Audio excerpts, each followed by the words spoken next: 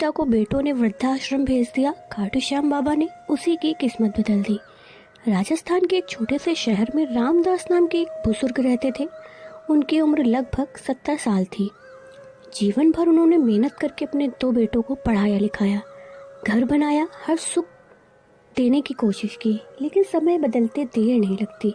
जब रामदास बूढ़े हो गए और काम करने के लायक नहीं रहे तो दोनों बेटों ने उन्हें बोझ मान लिया और एक दिन दोनों बेटों ने मिलकर फैसला किया कि पिताजी को वृद्धाश्रम छोड़ आते हैं, वहाँ इनकी देखभाल भी हो जाएगी। रामदास ने जब ये बात सुनी तो उनकी आंखों से आंसू बहने लगे, पर उन्होंने कुछ नहीं कहा, बस चुपचाप बेटों के साथ गाड़ी में बैठ गए। कुछ देर बाद गाड़ी वृद्धाश्रम के सामने रुक गई। बेटों ने उन्हें अंदर छोड़ दिया और पीछे मुड़कर भी नहीं देखा। उस रात रामदास बहुत रोए। उन्हें लगा कि शायद अब उनकी जिंदगी ऐसे ही अकेले कटेगी। लेकिन उसी वृद्धाश्रम में एक बुजुर्ग रोज खाटू श्याम बाबा का नाम जपा करते थे। उन्होंने रामदास से कहा, भाई, इंसान चाहे साथ छोड़े, लेकिन अगर सच्चे मन से बाबा को पुकारो तो वो कभी साथ नहीं छोड़ते। रामदास ने भी उसी दिन से रोज सुबह शाम हारे का सहारा खाटू श्याम हमारा का नाम जाप करने लगे। और फिर एक दिन कुछ अजीब सी घटना हुई।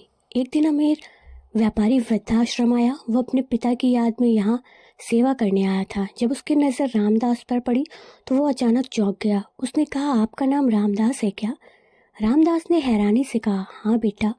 व्यापारी की आंखों में आंसू आ गए। उसने बताया, आज से 40 साल पहले जब मैं छोटा था, मैं रास्ता भूल गया था। तब एक आदमी ने मुझे खाना खिलाया, घर पहुंचाया और कहा था कि बेटा, बड़े होकर किसी ज़रूरतमंद की मदद जरूर करना।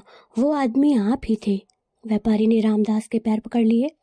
उसने कहा, आज बाबा श्याम ने मुझे यहाँ भेजा है ताकि मैं आपका कर्ज चुका सकूं। उस दिन के बाद उसने रामदास को वृद्धाश्रम से अपने घर ले गया, उन्हें अपने पिता की तरह सम्मान दिया। इधर कुछ महीनों बाद रामदास के दोनों बेटों का व्यापार अचानक घाटे में चला गया। उन्हें बहुत मुश्किलों का सामना करना पड़ा। तब उन्हें अपनी गलती का एहसास हुआ। वो अपने पिता को ढूंढते ढूंढते उसी व्यापारी के घर पहुंचे और वहां उन्होंने देखा कि उनके पिता सम्मान के साथ रह रहे हैं। दोनों बेटों ने रोते हुए रामदास के पैर पकड़ लिए और माफ़ी मांगी।